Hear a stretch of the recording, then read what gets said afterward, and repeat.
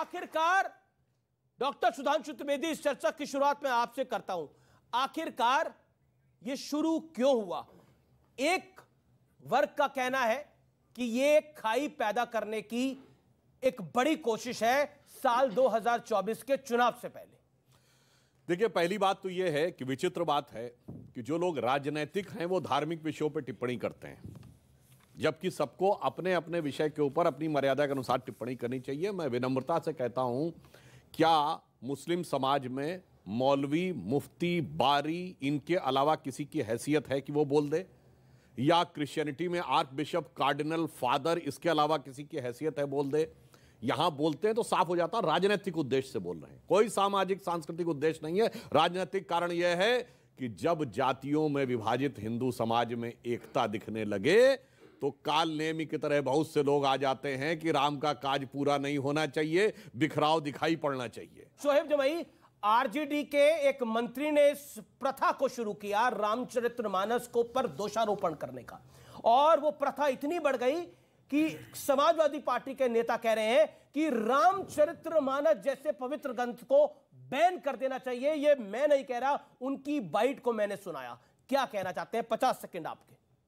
मेरा मानना यह है कि मुस्लिम समाज के किसी भी व्यक्ति को जो प्रमुखता से टेलीविजन चैनल पर देखते हैं, इस पर किसी तरह का कमेंट करने की जरूरत नहीं है। बल्कि मैं ये समझता हूं कि जब संदर्भ की बात होती है, मैं अभी सुधांशु जी से यही डिस्कस कर रहा था कि जिस चौपाए का जिक्र है सकल ताड़ना के अधिकारी है कि वो जो संदर्भ है, तो अगर यहाँ संदर्भ है तो इसी बात को आपको समझना पड़ेगा कि जब कई प्रवक्ता जब यहाँ पे टेलीविज़न पे आकर के कुरान की व्याख्या कर देते हैं बिना कुछ जाने अज्ञानता में, और बिना संदर्भ के वो कह देते हैं कि देखो जी ये तो कुरान में काफिर के बारे में लिखा है, जबकि हम कहे कि भाई संदर्भ भी समझिए कि एक जंग हो रही है और वहाँ पे ये कहा गया कि उस पॉइंट पर आपने जंग लड़नी। जैसे अर्जुन, श्री कृष्ण ने अर्जुन को उपदेश दिया कि भाई आप जंग में यहाँ से अपने चचेरे भाई के खिलाफ भी लड़े, ठीक उसी तरह कुरान में ईश्वर की वाणी की तरफ से एक संदर्भ में कहा गया कि वहाँ पे लड़े। इसका मतलब ये नहीं है कि मुसलमान सब जगह ये कर। तो इसलिए जब आप इस कुरान हो, पवित्र कुरान हो या पवित्र रामचरितमानस हो, इसके किसी का जिक्र करते हैं तो उस संदर्भ में समझना जरूरी है। और इसलिए मैंने कहा कि जैसे सुधांशु जी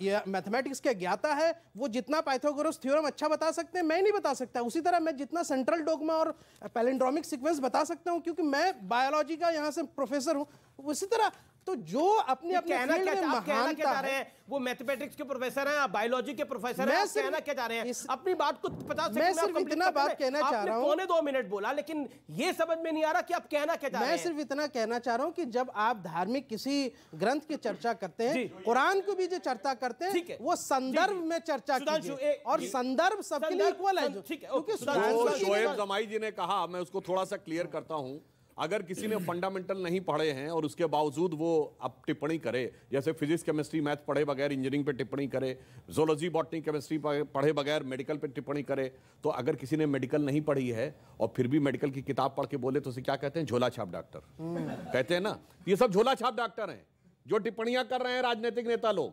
मैं चुनौती से कहता हूं, इसने किसी ने धार्मिक गुरुकुल में शिक्षा ली है? नहीं।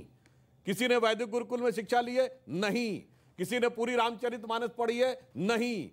सुधांशु, मैं कोट करता हूं स्वामी प्रसाद मौर्य को, रामचरितमानस में सब बकवास है, किताब पर लगे बैन। स्वामी प्रसाद मौर्य कहते हैं। समाजवादी पार्टी के ब्रजेश प्रजापति कहते हैं कि रामचरितमानस में कुछ आपत्तिजनक पंक्तियां हैं, रामचरितमानस पर अब बैन लगा देना चाहिए। यह वक्त आ चुका है कि रामचरितमानस पर बैन लगा देना चाहिए, यह हिंदुस्तान में कहा जा रहा है। देखिए, एक बहुत बड़ी समस्या है कि हिंदू धर्म के बारे में कोई किसी भी प्रकार का बोलने की टिप्पणी करता, और जहां तक स्वामी प्रसाद मौर्य जी की बात है, जो अब कहीं के नहीं रह गए, ना घर के रह गए ना घाट के रह गए, पर वो सपा में है अभी नहीं, समाजवादी पार्टी में है। यही वही सुनिए, ये वही थे ना जो कहते अरे जिधर मैं खड़ा हो जाता हूं सरकार वही बनती है, सब पलट के रख दूंगा। खुद ही पलट गए, चुनावी हार गए और अपने परिवार को अपने साथ नहीं रख पाए। तो मुझे लग रहा है विक्षिप्तावस्था में दिया गया एक विक्षिप्त नेता के राजनीतिक बयान को बहुत गंभीरता से नहीं लेना चाहिए, क्योंकि तमाम प्रकार के ऐसे लोग हैं जो राजनीतिक बियाबान में बहुत दिनों तक आपके माननीय थे, बुरी तरीके से विक्षिप्त हो जाते हैं। तो ये उसी प्रकार का उनका दिया गया बयान है। लेकिन बाहर गए तो रामचरितमानस को बैन करने की बात करें, यहाँ राम राम कर रहे थे। मगर मेरा यहाँ राम राम कर रहे थे, पार्टी बदल सकता है, ये राम राम कर रहे थे, यहाँ राम राम कर रहे थे। आदमी पार्टी बदल सकता है, विचार नहीं बदलेगा। विचार उनके भी आप पहले दोनों होंगे। में आप मेरा सवाल बोलिए ना, देखिए शोएब भाई आप अपनी टर्न बोलिए ना। मेरा सवाल सिर्फ ये है कि वो अखिलेश यादव जिन्हें चुनाव के दौरान सपने में भगवान दिखे थे, वो भगवान के इस अपमान पे इस समय चुप क्यों हैं?